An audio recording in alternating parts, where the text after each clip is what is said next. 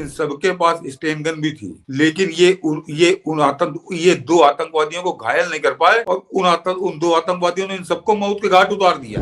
इस बात का जवाब कोई देगा कि ये बड़े बहादुर थे, बड़े तीरंदाज थे, तो ये 8 आदमी मिलकर उसको तो नहीं मार पाए, लेकिन उन दो लोगों ने इन 8 को मार दिया। तो तुकाराम ओंबले इस देश का वास्तविक शहीद है या वो 8 लोग जो हाथ में स्टेन गन लेकर उन आतंकवादियों द्वारा मार दिए गए?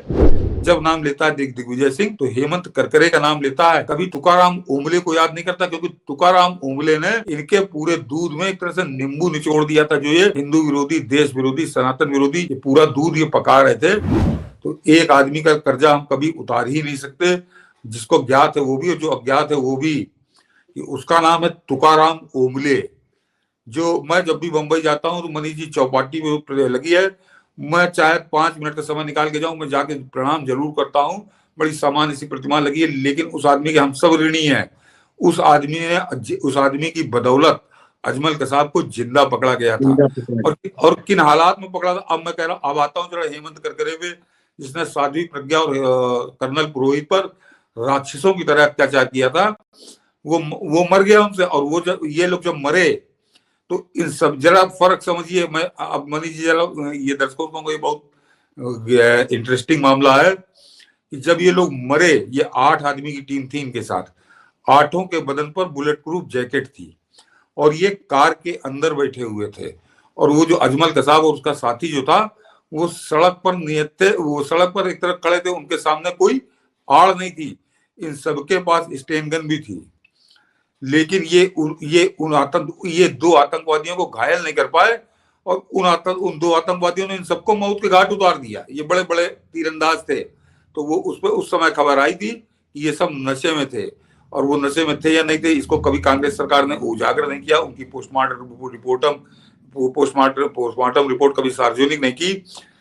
लेकिन इस बात का जवाब कोई देगा कि ये बड़े बहादुर थे, बड़े तीरंदाज थे, तो ये 8 आदमी मिलकर उसको तो नहीं मार पाए, लेकिन उन दो लोगों ने इन 8 को मार दिया।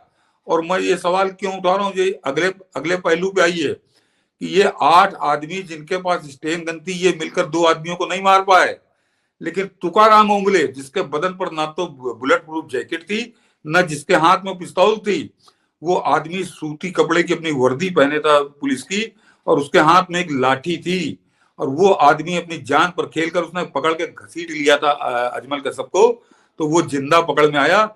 तुकाराम ओंबले जरूर जान चली गई, लेकिन अजमल कसाब उनको जो है बच नहीं पाया। अजमल कसाब पकड़ में आ गया एक तरह से जिंदा, और वो क्योंकि सीसीटीवी कैमरे लगे थे, सामने थे, तो उसको मारा नहीं जा सकता था।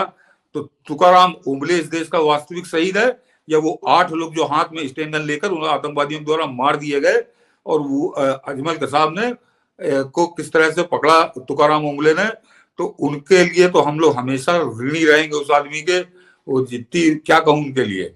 लेकिन आप गौर करिए कि इस कांग्रेसी इकोसिस्टम ने, ये जब नाम लेते हैं तो हेमंत करकरे का नाम लेते हैं, जब नाम लेता है दिग्विजय सिंह तो हेमंत करकरे का नाम लेता है, कभी तुकाराम ओंबले को याद नहीं करता, क्योंकि तुकाराम ओंबले ने इनके पूरे दूध में एक तरह से नींबू निचोड़ दिया था। जो ये हिंदू विरोधी, देश विरोधी, सनातन विरोधी, ये पूरा दूध ये पका रहे थे, उसके अंदर वो नींबू उन्होंने निचोड़ दिया था।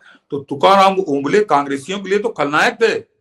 वो तो मजबूरन, क्योंकि इतना बड़ा काम हो गया था, तो उनको मूर्ति लगानी पड़ी। और मैं कहूंगा बंबई में जो बंबई के लोग देख रहे होंगे कि बड़ी उपेक्षित सी जगह पे बड़ी मतलब सामान्य मूर्ति लगी है मनीष जी, कोई, जबकि वो भव्य मूर्ति होनी चाहिए थी तुकाराम ओंबले की। लेकिन ये क्योंकि अब वो आदमी कायदे से तो इनके योजना में वो आदमी खलनायक था, क्योंकि इनको ये सिद्ध करना था अगर वो भी मार दिया जाता अजमल कसाब, तो ये बता देते कि 10 हिंदू थे और ये हिंदू टेररिस्ट थे।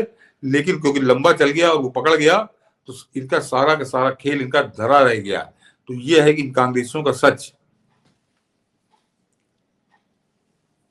एक सच जो है वो कहते हैं ना कि हृदय विदारक है इनका। और इसीलिए मुझे लगता है कि बार बार जब मैं आज इस पर रिसर्च कर रहा था तो लग रहा था कि इस देश के हर बच्चे को आज भी यदि लगता है कि कोई यदि सिर्फ खैरात के लिए यदि कांग्रेस की महिमा मंडन करता है, तो उन खैरातियों के घर घर तक ये वीडियो जाना चाहिए। 26 से 11 का असली सच उन तक पहुंचना चाहिए। तुकाराम के बलिदान की कहानी, और तुकाराम ने कैसे सनातन को कलंकित होने से बचाया और भारत के ऊपर जो है इस बड़े हमले को बचा लिया। और